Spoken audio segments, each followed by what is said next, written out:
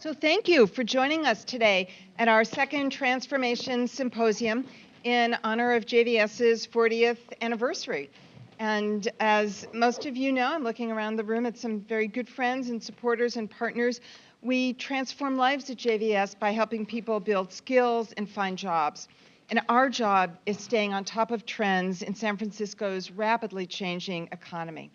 And over these past 40 years, we've seen how technology has brought disruption to nearly every aspect of the workplace, and increasingly, how companies recruit and hire. We find the current space of big data analytics exciting and transformative for companies, of course, and also for individuals, and how they apply for jobs, how people manage their digital footprints and get hired.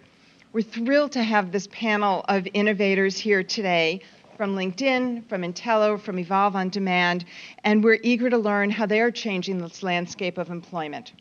And I want to remind you that despite the incredible economic growth in our city, there are over 23,000 people in San Francisco who still don't have jobs.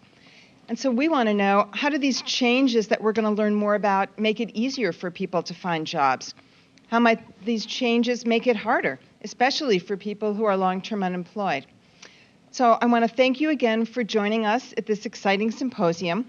And to extend our reach, we're thrilled that the 3200 Stories Project will be live streaming this discussion on behalf of the Jewish Community Center of San Francisco.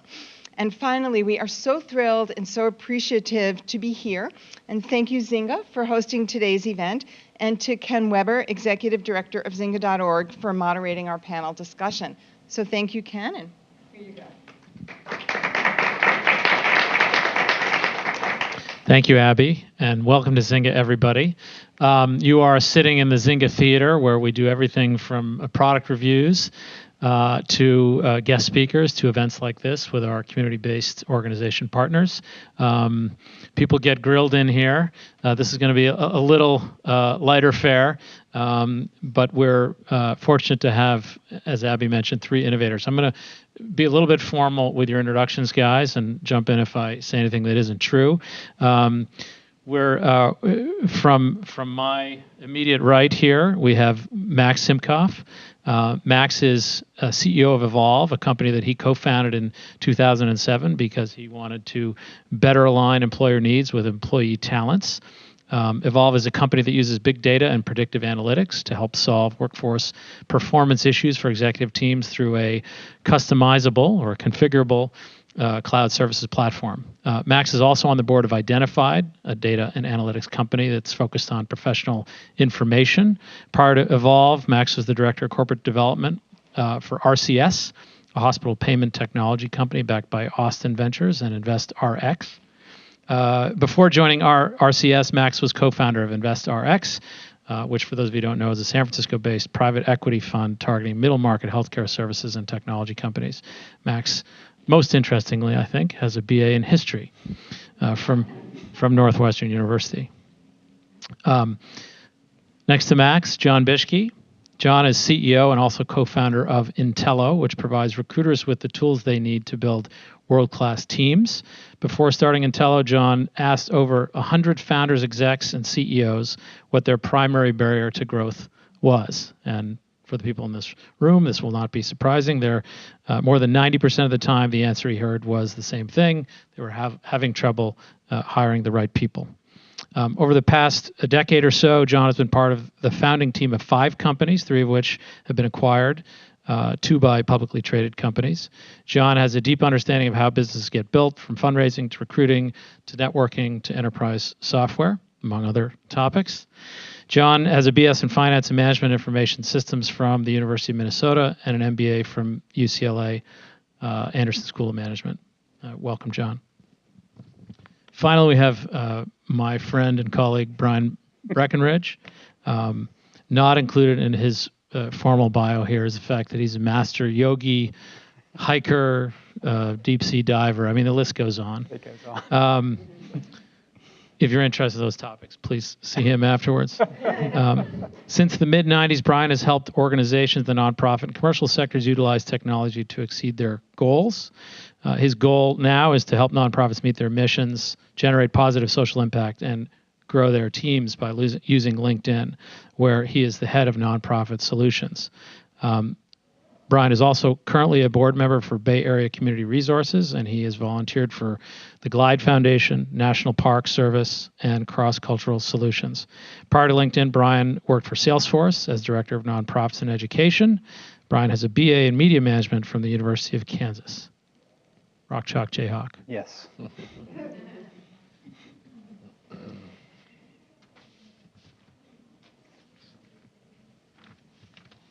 Okay, guys. I'm going to stop talking and let you do the talking. Some of these concepts that I've already mentioned, predictive analytics, big data, social recruiting, lots of buzz, timely topics, lots of market activity as well. It's a long list. Workday bought Identified, which is all about HR analytics. LinkedIn acquired Bright, Monster acquired TalentBin and Goziak. There's a heavy contingent of startups in the Bay Area and beyond, trying to tap into the large market that corporations spend on recruiting and managing their talent each year. Clearly, there's a big need and opportunity in the space. If you ask managers at every level of an organization, what's your biggest challenge? As we've said, more often than not, you'd find that the answer was finding, attracting, and retaining the right people for the right jobs.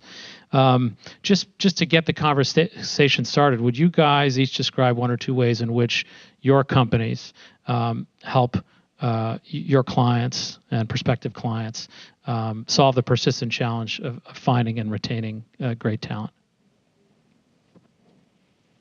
Sure.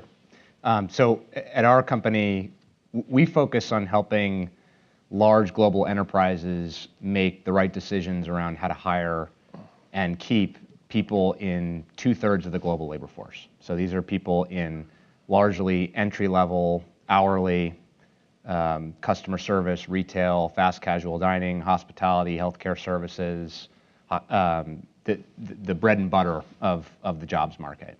Our customers, some of them hire hundreds of thousands of people a year within a single company across a small number of job categories, and they're looking to understand what pieces of data help keep people longer and help incentivize them to perform better. So they're generally coming to us asking questions like, who should we hire?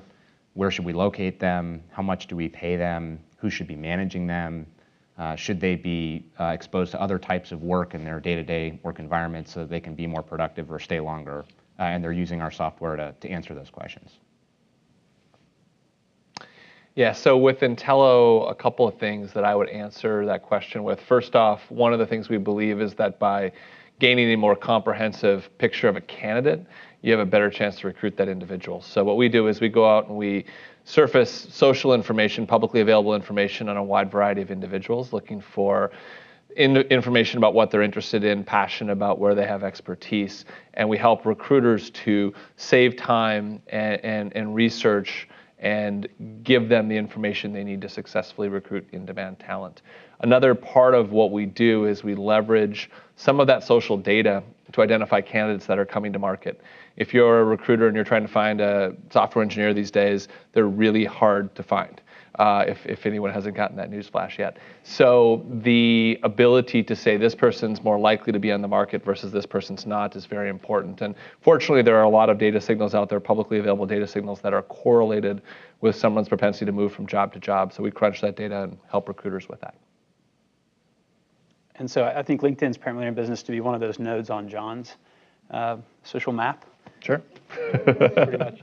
So LinkedIn has a lot of people that use it, and 80 or 90% of the people using it are passive job seekers, so they're there networking, and a lot of people still feel a little bit like there may be some remnant of LinkedIn's the place to go when you're looking for a job and so on, but that trend has been bucked a bit.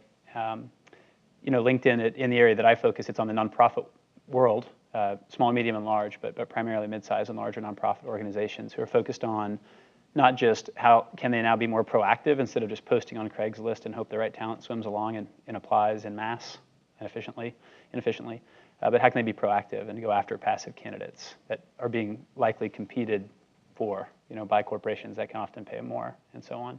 And then there's also this notion of them worrying about their employer brand for the first time. So because LinkedIn's this mix of a media property where people are networking and providing a lot of information for professionals to be more productive and successful in their job, you also have to then position employment opportunities in a very kind of content and brand aware way, as opposed to just posting the job and hope that people come to those jobs. So we're positioning things as effectively as we can. So there's a automated recruiting function there, and then there's also the branding, and then there's the proactive recruiting capability.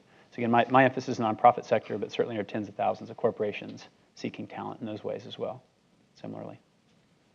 So, Brian, you may have a slightly different answer to this than the others, given that you guys are both data rich but also content rich. I'm going to try to articulate this in a way that is germane to the uninitiated, and I count myself as one of those. I'm not in workforce planning or management. Data signals, social networks, social graphs, click data, usage data, a lot of automation, which I'm sure is value add for high volume recruiters and employers. But is there a tension, and if there is, how is it sort of being managed by people in HR between sort of traditional methods of identifying candidates and cultivating those candidates around employment status, employment history, relationships, referrals, et cetera, and all of the kinds of data points that you guys are collecting and crunching and providing to your clients? Mm-hmm. I'll take it just for a second. I come at it from an incredibly non-technical perspective, but the notion that especially for nonprofits who are very often looking for a mission fit, that right psychological fit as well, especially if it's an activist organization or someone that really takes a provocative position politically, as an example, the job history may sort of narrow things down to a degree, but fortunately we're seeing more and more because of the behavior people take in their professional social context, or as an example, the LinkedIn groups that they join. That also gives a lot of context for an end recruiter or an end talent decision maker to identify and maybe even get a little bit better psychographic picture of someone based on their affinity and what they're joining, from a group perspective. So it's just one of many examples from a very non-technical perspective, again, that would shed light on a little bit more of what I was pleased to hear John say, which is like, what's their attitude like? What's their passion? Not just necessarily where they work. Yeah, my background is actually online education. Before I started Intello, I spent about a decade building platforms for teachers and students to better connect online, really primarily looking at adult learners, people that were in the workforce and they felt they needed to refresh their skill set. And in 2011, when we started Intello, one of the things that we saw happening was that employers now were tapping into something different than just maybe a traditional resume. So if you were a software engineer, you could write code, upload it to a website called GitHub, and if enough people started following your profile on GitHub, you'd start getting calls from recruiters. And we saw this with engineers, we saw this with designers, websites like Dribbble, with data scientists on websites like Kaggle. And so what we felt Intello could ultimately do, and I think is doing today, is accelerate basically is provide a conduit for, I should say, the ability to learn skills and demonstrate skills and then be found by an employer. So at the end of the day, I think as people are able to go online and learn and then demonstrate their skills in a wide variety of different places, employers will be able to find them on the basis of that information. And that represents a fundamental shift in how people hire. So I think we're in the first or second inning of this movement, but I think the world will look a lot different in 10 or 20 years.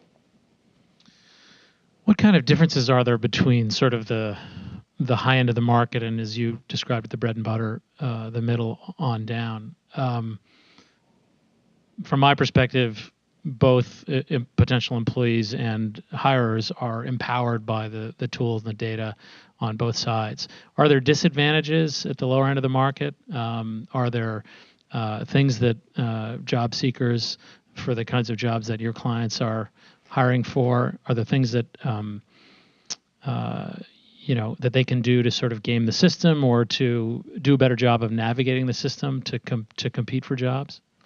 So I wouldn't say there are disadvantages so much as there's a different landscape. Yeah. The companies who we interact with have a problem that not many people in the Bay Area probably experience, and that is that they have a surplus of applicants. So these are companies who, just by way of example, one of our largest clients is Xerox Corporation.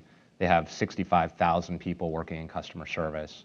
There are a lot of seasonal demands for these people and a need for them to flex their business cyclically, such that they may need to hire 5,000 or 10,000 people over a few months. And in order to do that, they have just a tidal wave of applicants coming at them. So the way that landscape is primarily different is there's a lot more of a focus on how do you understand which signals from an applicant are predictive of somebody's likelihood of staying in the job and performing better, and doing so without anywhere near enough time to actually look at every single resume for somebody who applies.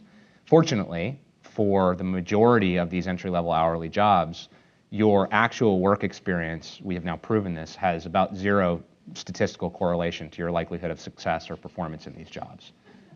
Which, people are laughing, but this has given rise in the past to a number of biases against people who either didn't have what seemed to be relevant work experience, or another thing that we found is that the number of jobs that you've had in the 3 or 4 years leading up to your point of application also has zero statistical correlation to your likelihood of success or tenure. So the idea that job hoppers, for example, were worse people to hire actually turned out to be factually incorrect. So the way the landscape has changed for our customers is a number of them now don't look at a resume at all anymore. They use a predictive score that's administered through our software that utilizes all of the post-hire retention and performance data on these people to help make an accurate estimation of here's how long this person is likely to stay and here's how well they'll perform.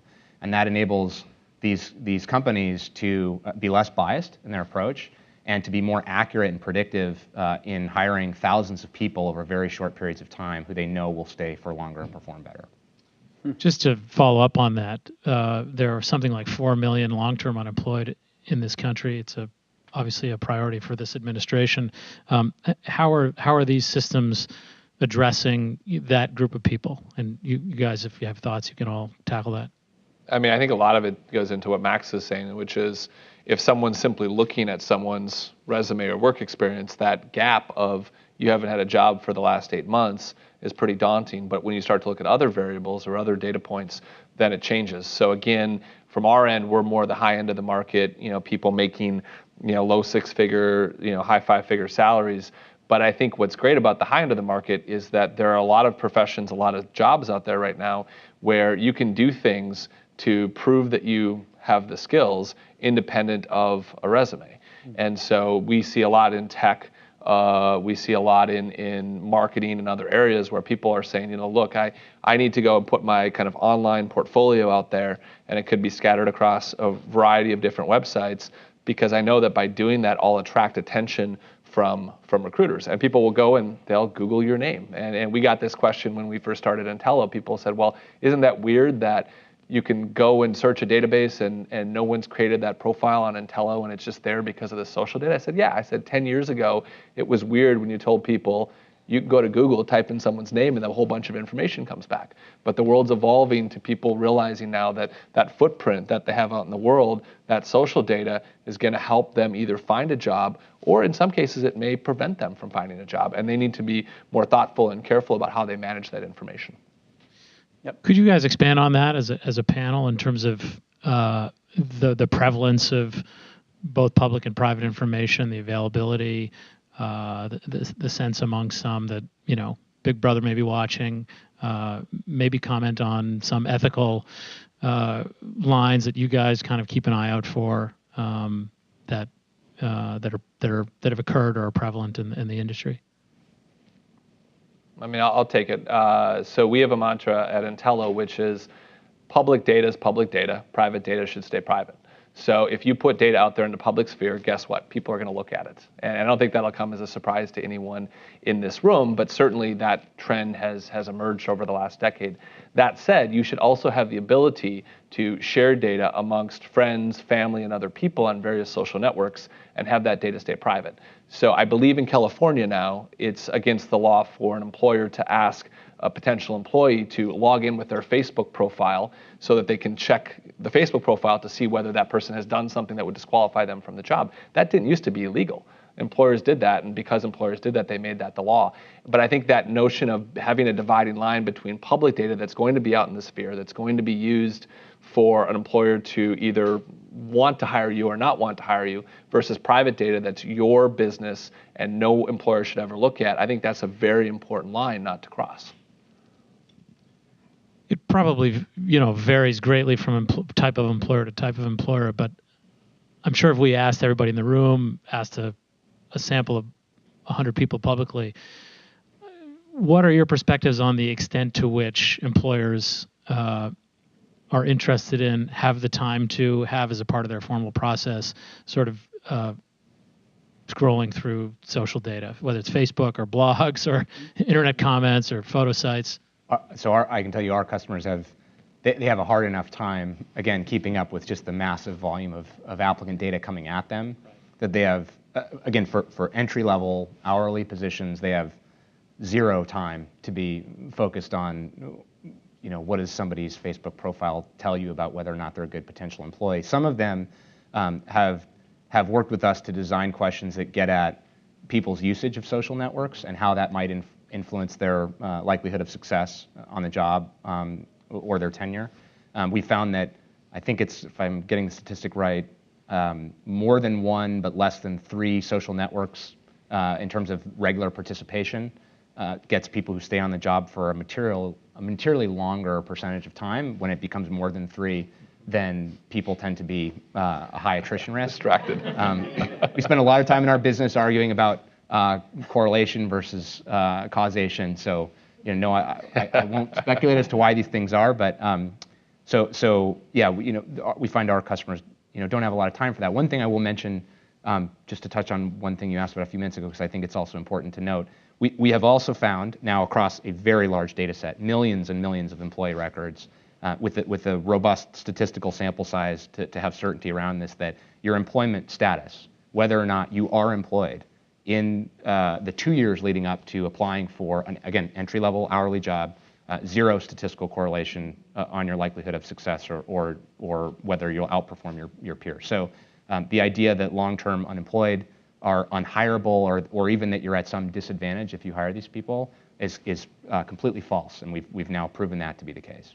Max, was it you guys or someone else that discovered a correlation between people that were applying with Gmail addresses and higher propensity to success? I've read that recently. And we actually found, I think I've seen this statistic hijacked actually in a couple different ways. We found that the internet browser that you use to apply for a job online has a materially significant influence on how long you will stay and how well you'll perform in your job. What's the best, Chrome? So AOL is the top. Of course. You got mail can be heard in the background. Any what we call non-default browser correlates to a higher likelihood of success and tenure on the job. Meaning, if you get a PC with Internet Explorer and then you load Chrome, then you are more likely to stay longer and perform better in your job. Interesting. And again, huge data set behind this. This is not like a sample of 200 or 300 people. It's more like, probably several 100,000 applicants across multiple industries. It's amazing stuff. What if we switch gears to retention a little bit? And how are your tools and learnings being applied by practitioners in terms of retaining and keeping employees productive and in the organization? I don't think we have a ton to say there, aside from just continuing to nurture the density of connection for folks with their colleagues and with the peers around them in the industries that they're in. People are spending so much time in social networks, LinkedIn as well, establishing their professional brand, and then also then just being mindful of connecting and creating that connective tissue. And typically you leave a job when you aren't creating that, or you're not succeeding just in that you're not creating that connective tissue or really advancing the relationships that you have that surround your success in that role.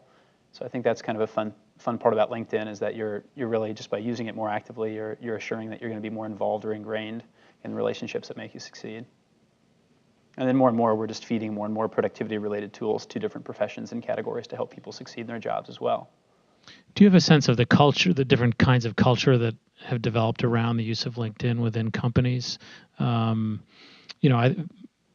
people regard an open LinkedIn page on a desktop as somebody looking for a job or networking, for sort of non-job related purposes. Others have a more enlightened view that that's part of doing your job and being effective in your job. A variety of things that you could be doing on LinkedIn that are accretive to your performance in your role in your given job. Well, I think a lot of times it's the part of LinkedIn that's the social publishing notion, where people are there getting content very often more and more now than maybe even just doing something job related or even relationship related, just literally taking a news feed down from their category or listening to influencers speak about certain topics in their area and so on, and following individuals and entities or content, really following content the way we follow other people. That's kind of, I think, finally helping LinkedIn really start to establish itself as less than he's on LinkedIn or she's on LinkedIn, they're out the door, they're out of here. Just because people are there doing more, and that browser's open more and more with it open. So there's a few, I think, just market inertia, but also some strategic moves that LinkedIn's making to help with that piece. Yeah. What about retention, guys? I'm tempted, if we were having a beer, I would ask you, what does the pie chart of revenue look like for you in terms of recruiting, retention? Well, for us, it's 100% recruiting. So we help our customers find people at the top of the funnel.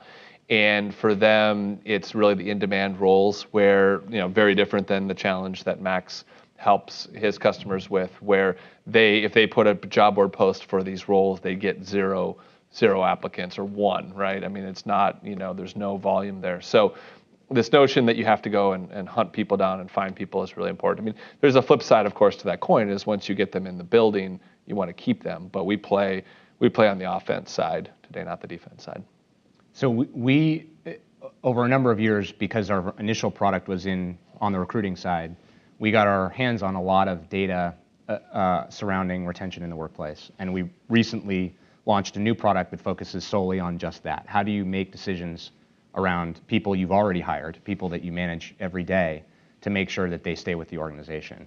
And we're very fortunate to have a rich set of data behind that to know specifically what now drives retention in the workplace, again, for entry-level jobs. So 50-some-odd% of all explainable variance in tenure, meaning the reason that people stay or leave a job, is due to workplace relationships. And the biggest category within that heading is the supervisor to employee relationship. So the best supervisors of frontline hourly staff generally tend to keep people 6 times longer than the worst. So the idea that bad bosses drive people out of the organization is absolutely correct. Other things that we've found driving retention, some really fascinating things. We found that the walk score of an office location can have a material impact on keeping people. So the idea that amenities around the office, I think we found that the highest quartile walk scores of office locations keep people 60% longer than lowest quartile walk scores. Having things like modern conveniences within walking distance of an office location can make a material difference in keeping people. So sometimes it's not even how you manage people or what you're doing day to day, it's where these people are coming to work. Cool. And I agree. Touch on that real briefly, like not as a spokesperson for LinkedIn, as I'm mostly not, but as working with heads of talent acquisition and being able to say to them, in the last 12 months, you seem to have lost, 87 people nationally, and those 87 went to these entities. And of the 179 people you hired last quarter, they came from these entities. And for them then to proactively be able to build programs or understand that if they have sort of an attrition to a certain employer, an attrition to a certain marketplace, they can then enforce and put some of those things in play.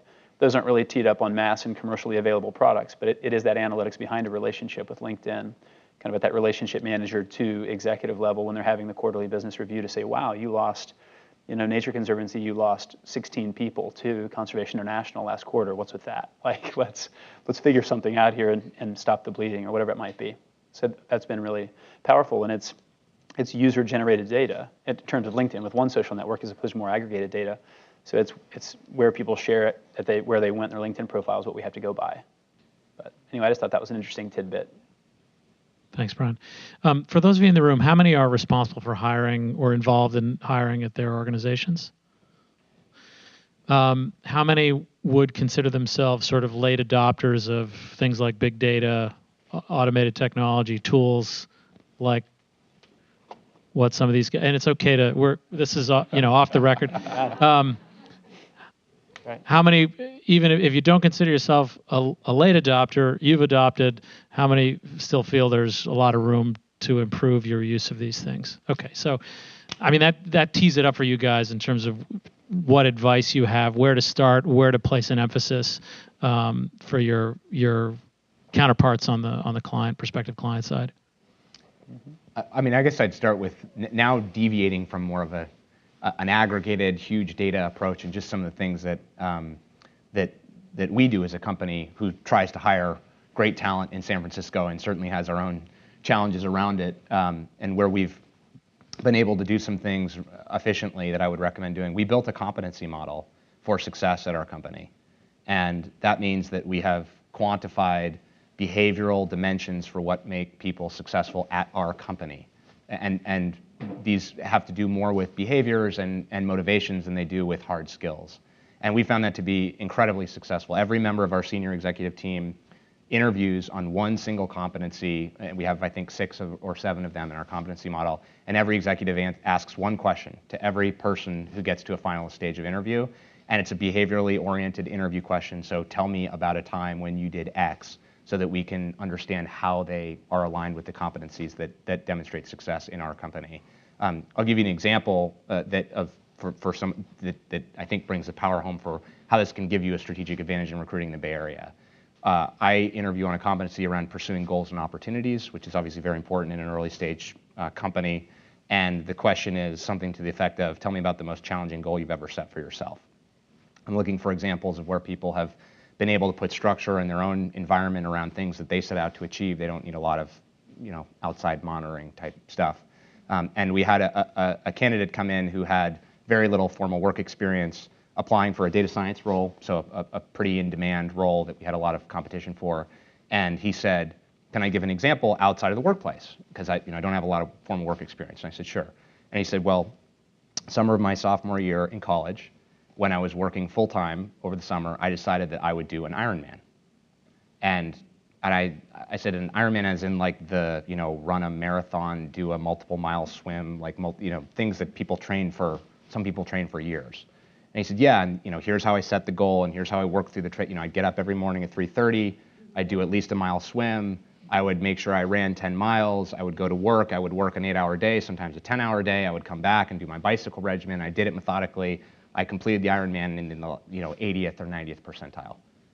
And I didn't necessarily need to know what you said no further questions. We were like, you are hired. So welcome. Yeah.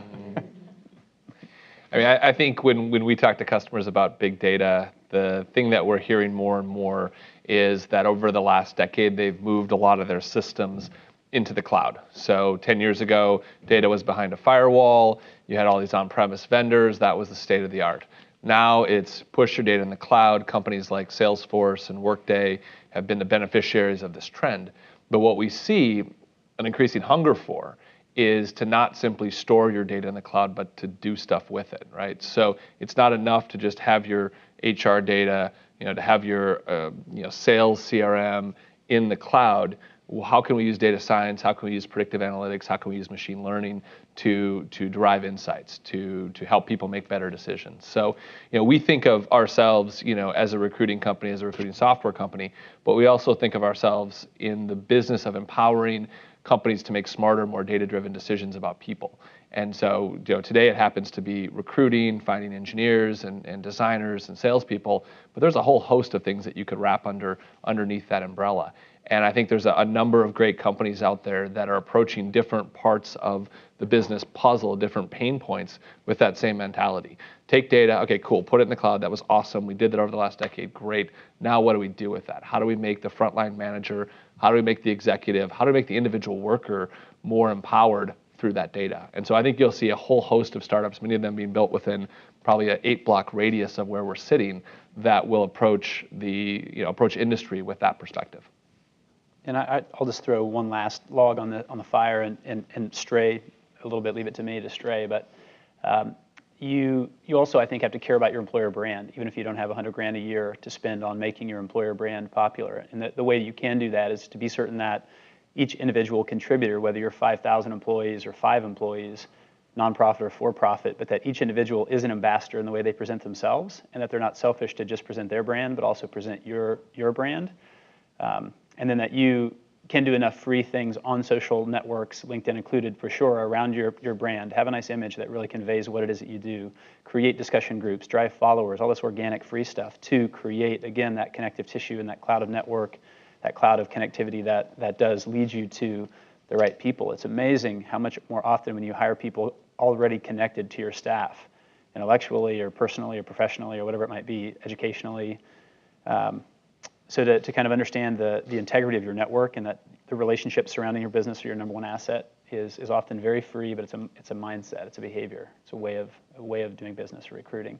I was in contact with the CEO of a large NGO in DC, and many of her staff were on Glassdoor lambasting the work environment there.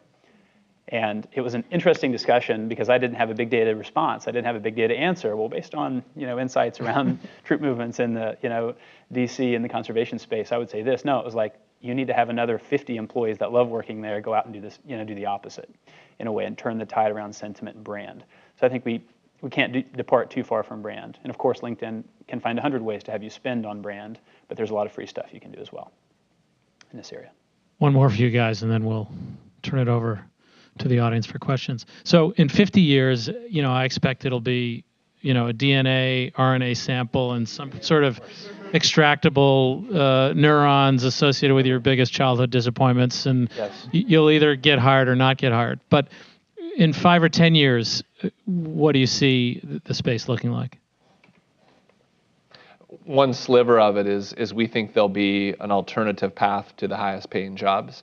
So we see this already happening in engineering and a few other tech spaces where the path 10 years ago would have been go to Stanford or Carnegie Mellon and get your CS degree and then go work for Google. And now the path is write some cool code, have someone find that code and go work for Google. So it's a different path at the end of the day. And one of the things I think was very telling, there's a book, I think it's called The Talent Code, George Anders. Anyway, the story in the book is around Facebook and around the coding challenges that Facebook would give to people kind of at the front end of the process. And what they were finding was people would come in and do an incredible job on those coding challenges that never would have passed a resume screen. Somebody stuck in their parents' basement in Kansas is an amazing engineer. But that person never go Rock Chalk Jayhawk. They never would have gotten through the first screen on the Facebook interview process.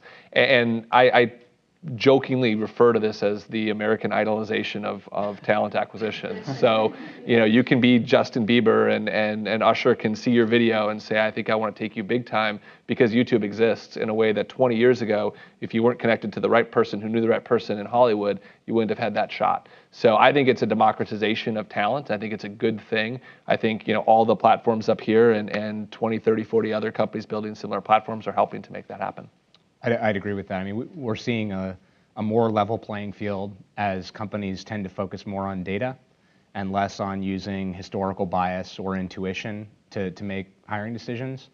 I think as we look further into the future, there are a lot of interesting things that will happen using predictive analytics around matching employees in the workplace. So once people are already hired, figuring out which managers have the right competencies that match well with the people that they should be managing to have better, more productive employment relationships. I think we will see some things. In fact, I know we will see some things around predictive models to understand when people are likely to leave an organization within a company. So gathering enough data on people to know these 100 of our 10,000 customer service workforce on any given day are top performers who are highly likely to quit for these 10 reasons. And it means that somebody should sit down and talk with them and understand why that is before it actually happens. And that, if you can prevent negative events and help companies enhance productivity at the same time, that's pretty exciting. Yeah, and I think you start to map a lot more of the flow of all of this. So a lot of you in the room are hiring people, And so you have lots of jobs that you can offer. So there are opportunities. There are individuals that can fill those opportunities. Those individuals that fill those have skills. The people in the world that are equipping people with skills have something to offer as well. So it's the skills, the people, and the things equipping the skills, and there's a big map forming. And LinkedIn's referring to it more and more as the economic graph. But it's pretty exciting to know that teaching a lot of people how to do assembly line jobs in Detroit is probably not the best and number one thing to focus on with all the startups launching in all the warehouses and so on in the area. So for the data keepers to know more and more about those small startup that tech community, and then equipping and making certain that the educational entities in the area know to equip technologists as well as people who are going to adopt more of the traditional manufacturing jobs in that sector is really exciting. And I think for the very first time, LinkedIn is starting to publish a lot really proactively about the economic graph, and you can learn more about that. But I'd love to see what your contributions could be to that in time at a macro level. Thanks, guys. Yeah. Let's have some questions from you guys. Good afternoon. First of all, gentlemen, thank you so much for sharing all your really great insight with all of us. I'm a career counselor, so I'm not necessarily doing the hiring. I'm working with the clients who are trying to get these jobs. A lot of what you said was really insightful, and I'm curious, especially for you, sir. You said your background is in education. You just described the evolution of employment, almost not putting a great deal of emphasis on education. And as someone who has worked with kids, and kids are like, I want to work at Google, I want to work at Facebook, especially ones in Redwood City. What do I tell them? Right? Yeah. What have you, and do you guys also consider the impact, that kind of impact of your analysis? Yeah, so there was a good debate over the weekend. I think Google's former CEO Eric Schmidt weighed in on this and said, no, school is good. Go to school. It'll help you. So I'm not, certainly I'm not anti-education by any stretch. I'm somewhat anti-students going into $200,000 of debt to learn something that frankly doesn't cost $200,000. So I think that the notion that we have more credit card debt in our country than any other form of debt, in student loan debt than any other form of debt, is off-putting. And I think there needs to be alternate options available to people. I think that for the vast majority of certainly the white-collar workforce, getting a college degree, in some cases getting a graduate degree, is still absolutely the right path. But I think where people need to look is beyond that, right? Just doing that might not be enough anymore. You have to do other things to demonstrate competency, to demonstrate skill set. We have huge under and unemployment in the 20-something age bracket right now. So obviously college in and of itself is not getting the job done.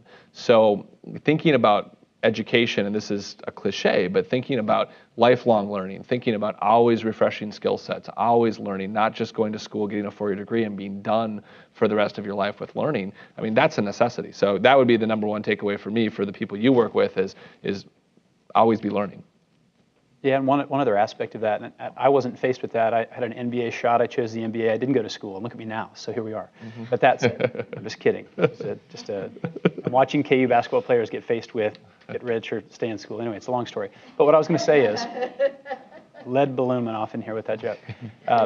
But I would say we're seeing a real trend toward people volunteering and sharing the work that they're doing there. If stepping straight into the workforce or in high school and college, also get involved in their communities, and then being able to present that as part of their professional brand is really helping young people get a lot more momentum heading into a little bit like the Ironman story was. I mean, if they'd gone in and helped rewire part of the Boys and Girls Club's summer camp program instead of, just kind of coming out of college with a degree and none of those types of things. And that applies to long-term unemployed as well, I'm finding, to get involved in a pro bono capacity, even if it's not a wage earning capacity, to step back in is valuable.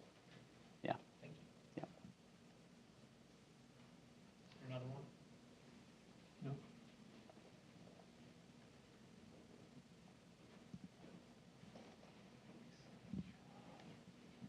Hi, I'm Ed Yellen, UCSF. Yesterday, Nate Silver relaunched 538, and many of us were excited to see what he's doing because he's going far beyond politics and sports, which have been his strong suits. And today, Paul Krugman in his blog wrote a critique of the relaunch of 538, saying that it's great to have big data, but you have to make explicit the model that underlies your thinking because otherwise you just have a morass of data. So how do you know with these fantastically humongous data sets that you have that your priors, the implicits, are the right ones? Because there are probably other variables in those huge data sets that could do as good a job or maybe a better job. How do you know where to look? It's a great question. So I can answer how we've tried to solve this as much as we're able. We view, at our company, we view labor as an economic and more specifically an econometric problem. So as such, we deviated from the path that a number of other technology companies have taken when they try and solve employment matching issues, in that we hired a number of economists to solve the problem. And what they did was they borrowed models from biostatistics and epidemiology, other fields where accurate prediction models have developed to look at how organisms survive in an environment. And I know that this sounds very kind of science fiction and futuristic, but it turns out that when you look at groups of human beings in an organization, they oftentimes tend to behave in response to certain parameters that influence how long they stay on the job and how well they perform. And so what we found is that through a bunch of other boring econometrics models that we've implemented, we're able to isolate much of the signal from the noise such that we can even accommodate for things like macroeconomic trends, cyclical uncertainty, local labor market fluctuations, and we're able to get our predictions down to a pretty narrow range of accuracy. There's always the question of, what are we not measuring, right? We don't know what we don't know, and in order to solve that, we can only seek to put more data into the model and ultimately try and make it more accurate. Yeah, I haven't seen the Nate Silver relaunch. I haven't read Krugman's piece. I did read The Signal and the Noise, Nate Silver's book, recently, and I think that's a great read, a very approachable read for anybody who wants to gain a better handle on these issues. I think that one of the challenging things in terms of employment and big data is feedback loops. It's why I'm real jealous of Max's model, because he has a lot of high velocity, right? A lot of call center people, many people coming through. Did they perform well? Did they perform not so well? It's a little harder when you step up to a software engineer. Did that person just write a good line of code or not? Like, who's going to figure that out, right? So I think having tight feedback loops where you can say, okay, let's test a model, let's try something, let's see if it improved or not, is really why you see so much. In Nate's book, he talks a lot about baseball players, the PECOTA system that he developed, and baseball is fascinating, right? Because you have statistics, and you can see, I predict this person's going to bat 300 next year. He did or he didn't. And I think it's very easy to run a lot of analysis and modeling on top of that sort of a data set. A lot harder, a lot messier when you move into the corporate world. I was just going to say I watched the movie with Brad Pitt called Moneyball. That's all I had. And that's another excellent movie. That's all I had. That was it. Another question?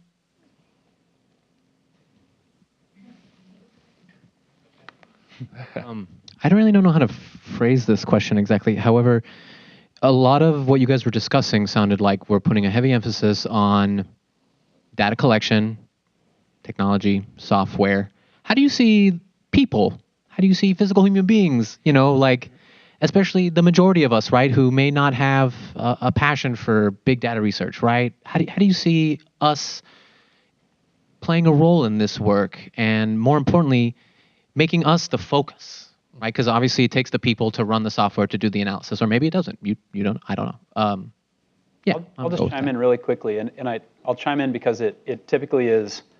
It's just really powerful when end recruiters, who typically are non-robotic beings, and relationship still matters, and you come in and you hope to get greeted not with just how was the drive, but a little more information, a little more context when that person arrives, and so on. But for a recruiter to be able to go into a screen and narrow 280 million people to 13 that perfectly fit what they're looking for in 5 or 6 seconds with 2 or 3 filter adjustments it's kind of like, I think, the person aspect of where big data is becoming so accessible to the human being that does in the end engender trust and make the connection and bring that person into a call center or into a high-end software job or into a CEO position, executive director role, whatever it may be.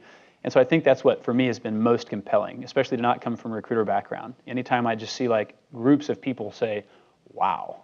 The International Rescue Committee was looking for mental health professionals. Their CEO is here from London, and we found the 75 people that are employed in mental health that had served on a nonprofit board in the past within 30 miles of downtown Berkeley in seconds in front of him in a meeting on campus a couple of weeks ago. And he's just like, wow, I mean, this would help the human beings in my field staff. And really what they're carving into is a huge big data set, but getting into it in seconds of time. So I think that kind of simplicity and ease of use, even at an interface level, is letting the human aspect still shine, but getting you to the right people to reach out to faster in the case of proactive sourcing recruiting. Yeah, I think the story of technology advancement is one of human beings doing progressively more challenging and complex tasks and allowing the technology to take care of the easier stuff, right? And so we view this approach to data as not an algorithm that will tell you who to hire or who to fire, but rather an algorithm that will guide people to make better decisions about these types of things. So there's a lot of parallels from the chess world, from the poker world, of if you have a machine play poker against a person, maybe sometimes the machine wins, maybe the person wins. If you have a person who's got a computer, right, that's the most powerful of all of these strategies. So I think from the perspective of the human involvement, you seek to not disempower humans, but empower humans through technology versus taking them out of the equation. We're not trying to kill off recruiters. We're trying to make recruiters better at what they do. Yeah, and often that's making invisible populations visible that can then be contacted. Absolutely. Most simply.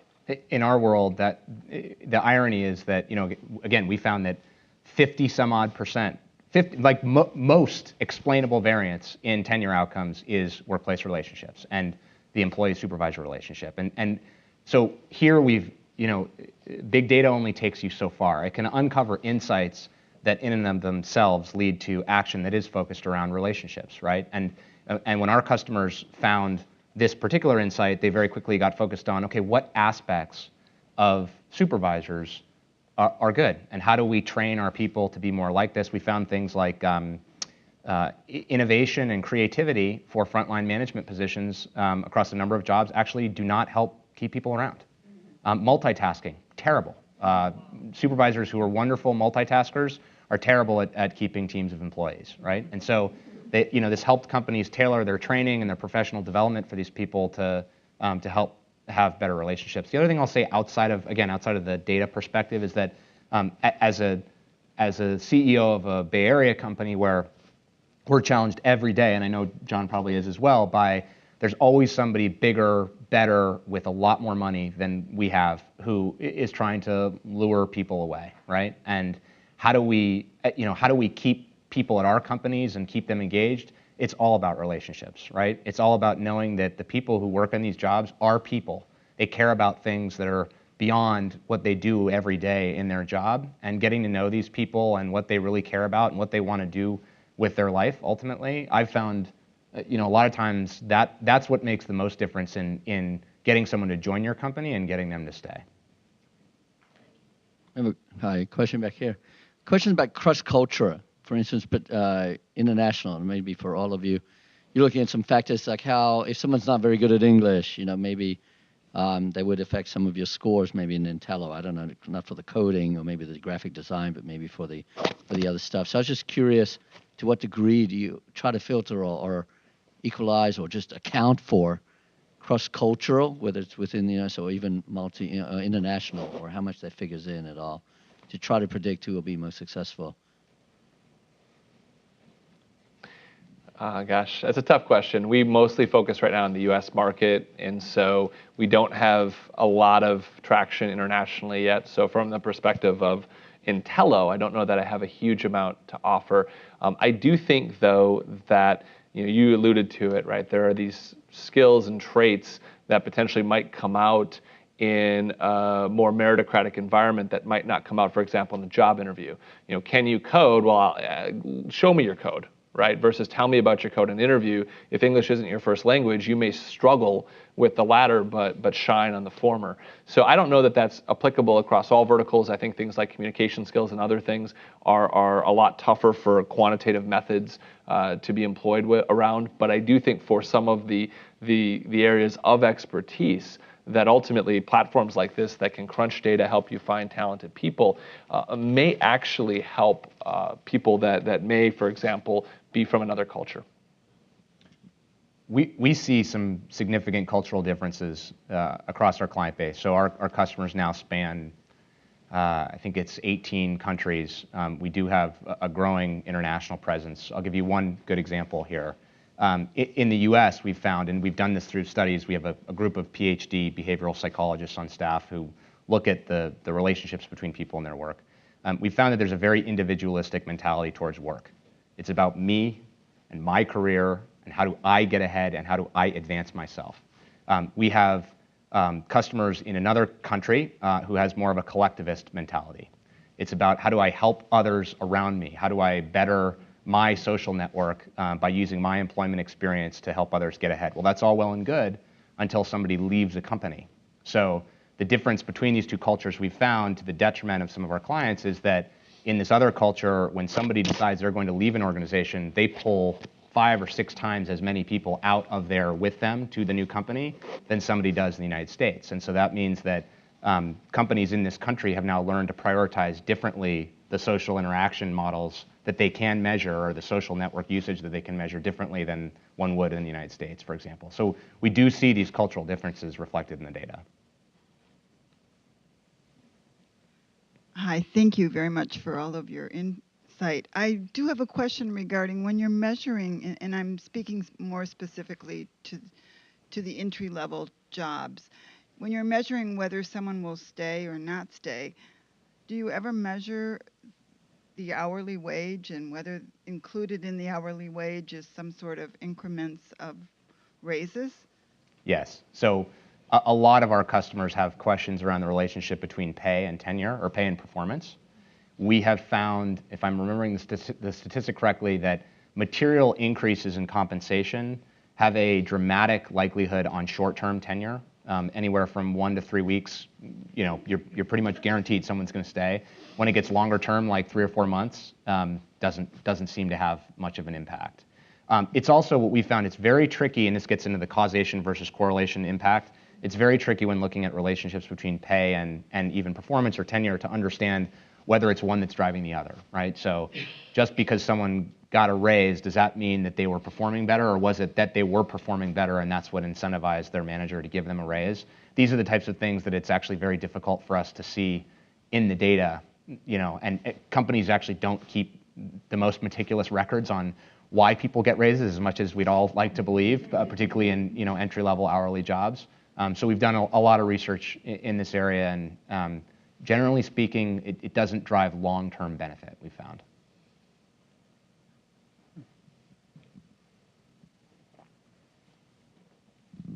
You mentioned specifically on the customer service side that, have you worked in the last 2 years? It wasn't predictive. Okay, so if work history is not predictive, what is? Mm-hmm. That's a couple examples. Actually, I'll give you a really, really fascinating example that's completely counterintuitive, and it's caused a lot of controversy because there's been some press around it. So we have found that one of the things that's most predictive of productivity and tenure in a customer service job is criminal history. And that is to say that people with a criminal conviction or a criminal background tend to outperform their peers and stay longer in these jobs. And so again, this gets to the causation versus correlation debate, right? Is it because these people have less career optionality and it's harder for them to find other jobs, so they generally turn over less? Is it because they're more gracious to have a job? And again, the statistical sample size on this is quite large. Thousands of people with criminal backgrounds have been hired into a variety of customer service positions all over the country. So that's one that's more counterintuitive. We've found that general technical ability, and this is one that you can use for general technical ability, is predictive of higher success and tenure on pretty much any job. So if you're looking for an easy screen for pretty much any position you're hiring for, figure out whether people have general or even advanced technical skills navigating different web applications, knowledge of common Microsoft software applications, generally across the board, highly predictive of performance and tenure. We've got a whole list of other things I'd be happy to share with you that get to more deeper behavioral traits, but most of them, again, I can't stress enough, most of these things have nothing to do with where you worked, how long you worked there, what you did while you were there. They have to do with who you are as a person. So I'll wrap up and just pose a question to all of you. At JVS, just under half of all of our adult clients have been out of work for at least 6 months, many of them for several years now. I've personally been spending quite a bit of time the last few weeks in classrooms with people with impressive educational backgrounds, work experience, professional experience. They've been out of work. They are absolutely bewildered about how they break into this job market, this economy, the kinds of companies who are your clients, some of them even with IT backgrounds. If you could come to our classes, and actually I think I'd like you to come to our classes, if you could give one piece of advice, what would that be? I would say become more technical. Now that doesn't mean you have to become a software engineer. Doesn't mean you have to learn HTML or CSS. It just means become more technical. If you're a salesperson, get more familiar with Salesforce. If you're a marketing professional, learn marketing automation software. If you're an engineer, get better at a newer language, right? Because I think, Andreessen has, popularized this phrase of software is eating the world. Every company, by and large, is becoming a tech company. It really just varies by degree. So what I would say, and as we look both at people we're trying to hire, and as we look across hundreds of companies that we talk to about who they're trying to hire, the common denominator in are you sought after or are you struggling to find work is more or less kind of what Max was alluding to. How technical are you? And again, you don't have to be an engineer, but what is the degree of your technical skills? And the good news for those people nowadays is it's never been easier to learn technical skills than today. You have Coursera and Udacity and all these online programs, and I'm sure a lot of the stuff that JVS does. But that's the opportunity, I think, for our workforce is become more technical. It's that simple. Yeah, my advice is to intentionally connect and connect in a compassionate way. So a long-term unemployed person comes to the table, typically from potentially a position of scarcity, not just in the human dynamic, but that scarcity mentality can be felt. But it's more about how can somebody that's been just toiling to get that next role reach into a network that has some proximity to his or her former classmates, colleagues, people they go to church with, whatever it might be, and then what can that individual bring to that relationship and come to that relationship with abundance instead of scarcity. So there's a little bit of my typical yogi touchy-feeliness in there, I have to say. But in the end, I think it's being proactive and connecting. Because I think for most of us it's true, the jobs we've gotten in our lives have come through our friends and family, people that love us, people we love, et cetera. So just get that courage to connect and then connect with compassion. I'd largely echo what Brian said. I think that the most meaningful impact you can have, especially in this city and this job market, on your chances for employment often do boil down to relationships, right? And I would couple that with I'm shocked, quite frankly, by the number of people we interview for our company who actually don't really care about what we do as a company, and they're looking for a job. And they have fantastic qualifications, by the way. I mean, top schools, plenty of technical aptitude. It's so powerful to have somebody come into your organization who actually really cares about what you do. And if you can couple that with having some proactive solutions around how they can help. So, hey, I care about what you do as an organization, and these are my ideas for what I would do if I were here. It really makes a difference. So combining that with, engaging with your network and trying to focus on those things, I think really makes a meaningful difference. Well, I think we just designed a new workshop. Yeah. That was great. Intentional relationship building through social media as opposed to just unintentional, unconscious spamming and so on, right? It's like one relationship at a time, building some substance in that relationship and then chaining on the next and the next and the next.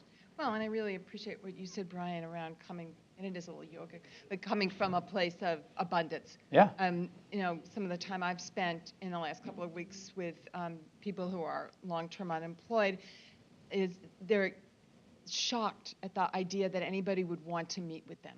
Yeah. I mean, one of the really brutal aspects of being out of work for so long is the damage to self-confidence. Yep. And and when we do these great informational interview panels, and I think we'll tap some of you to talk directly to our clients. And one of the last questions we ask our panelists is, well, why do you meet with people? And every single person has a story of, I was out of work, somebody was kind to me, I want to pay it forward, I want to help, and I'm building my network. That's right. Right? That's right. And just convincing people that that's how they have to come across, that they are always building their network, and that's work that they have to do along with keeping their skills active. Yeah, I looked at my phone. It's my horoscope for today to really take me out into the unique branding of myself here. But for Aries, March 21 to April 19, it says, put your heart and soul into what you are working on, no matter how much natural talent you may have or not, and no matter how good you may be in a technical sense, what really makes you stand out from the crowd is your enthusiasm, and thank God for that. Foiled. Seems like a good closing note. I don't know how specific that is for Aries. It seems like really good life advice for all Just of us. saying. Just saying. Yeah. Please join me in thanking Max, Brian, and John for just your incredible.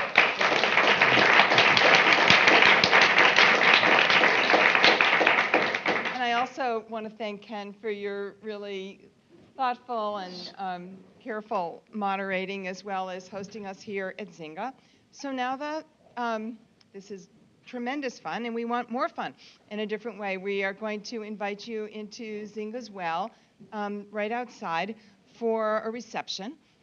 Also, we have JVS staff here. I'm going to ask those of you who are on staff to stand up for a minute, right?